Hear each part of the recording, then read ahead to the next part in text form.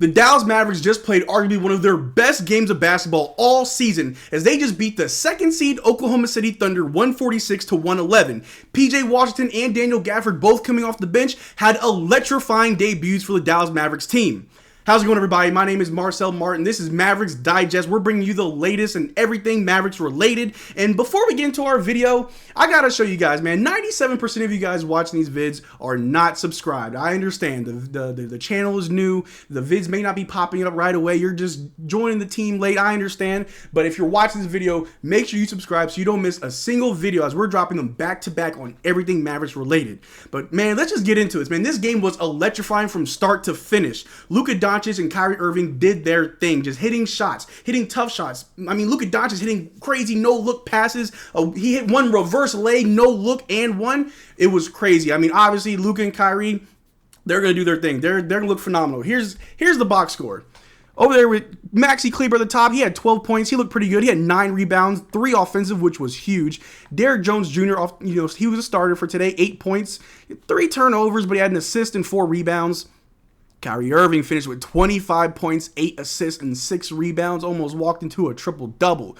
Meanwhile, Luka Doncic has 32 points, 9 assists, and 8 rebounds, and Josh Green had 6 points, 2 steals, 2 assists, and 2 rebounds. But off the bench, and this is what we're looking for, people, PJ Washington, off the bench, was a plus 24. He had 14 points, 1 assist, 1 steal, and 5 rebounds. And if you look a little bit further down at Daniel Gafford, only playing 17 minutes, had 19 points, a block, 9 rebounds with 4 of them as offensive rebounds. Getting the offensive board was insane. He was fighting on the glass. He wasn't giving up on any defensive schemes. He stayed down low. He was catching alley-oops. It was crazy. The play that I saw from Daniel Gafford as a big man, it was electrifying.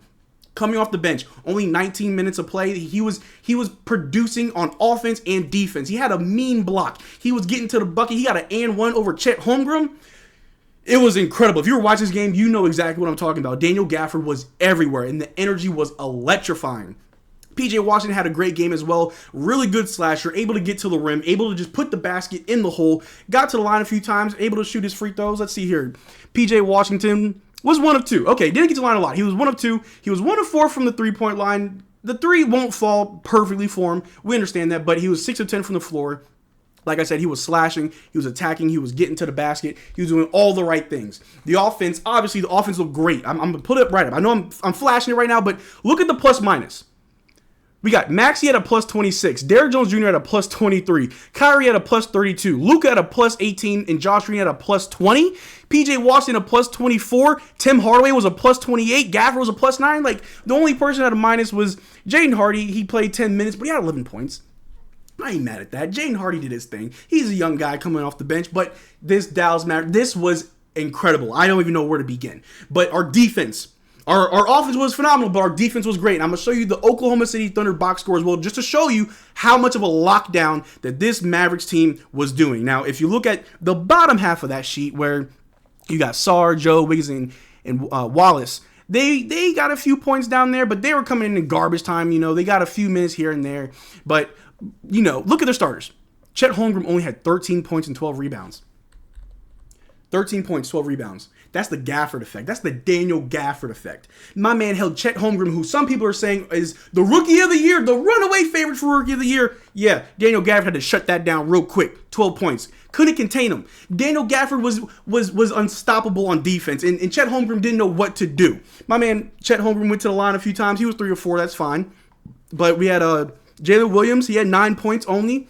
Shai had a good game from the eye test, but from the numbers, he was a minus 31. He had 25 points, 5 assists, 6 rebounds. Josh Giddey only 11 points. Lou Dort only 5 points. We held their starters to just a measly, not even maybe like 50, 55 points. I didn't add it up, but it didn't matter because they still lost. They lost by about 35 points this game. It was phenomenal. The defense was amazing. PJ Washington was holding Shai. Every time that Shai was bringing that ball down and PJ was on the floor, the defense was there. He was in front of him the whole time, just making it hard for him to get to the basket. And of course, the Oklahoma City Thunder, they're known to shoot a lot of threes. They're a high volume 3-point shooting team.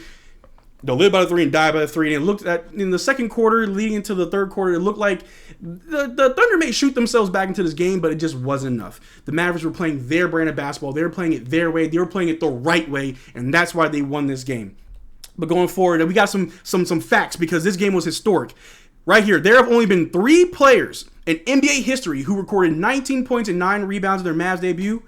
Daniel Gafford did that in just 3 quarters, while only playing 17 minutes off the bench.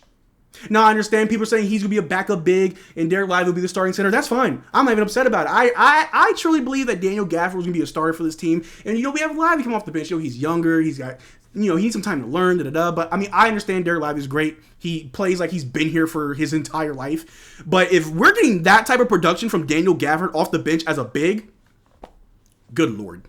Good Lord. Teams gotta be put on notice. After this game, the league needs to be put on notice that the Dallas Mavericks have exactly what they need. We're the 8th seed, we're the 7th or 8th seed, but we are going to be creeping up to that 5th and 4th spot by the end of the season. I truly believe it. This team is incredible. Incredible. And just go on with this historic game that the Dallas Mavericks had. Here's another little stat. Luka Doncic finished the opening half with 22 points, 7 rebounds, and 6 assists. Doncic has now recorded 41 career 20.5 rebound, 5 assist halves since he entered the league in 2018-2019, which is 20 more than the next closest player in that span, which is Nikola Jokic, 2-time MVP. Now, I'm telling you right now, man, Luka Doncic, MVP. The disrespect got to stop. The disrespect got to stop for Luka because he's that guy. He's that guy. He makes it look so easy. I think it's the fact that Luka has been just an incredible performer his whole career. It's like you're just desensitized to it. Like, yeah, he walked into a triple-double. Yeah, he put up crazy 25 and 5 halves or whatever, but it's still incredible, and that's MVP caliber play. But I can't even talk. The records keep getting broken, ladies and gentlemen. Kyrie Irving recorded his 4,000th career assist at the 8-minute and 40-second mark of the second quarter today against the Thunder. He becomes the 18th player in NBA history with 16,000 points, 4,000 assists, and 1,600 three-pointers made. Need I say more? Need I continue? We got Luka Doncic just put up crazy numbers. You got Kyrie hitting milestones. Just this team is poised for a deep playoff run. If you're giving me Tim Hardaway Jr., PJ Washington, and Daniel Gafford off the bench, I'm good. I'm straight. Dante Exum as well. I know Dante probably will be a starter, but I don't mind.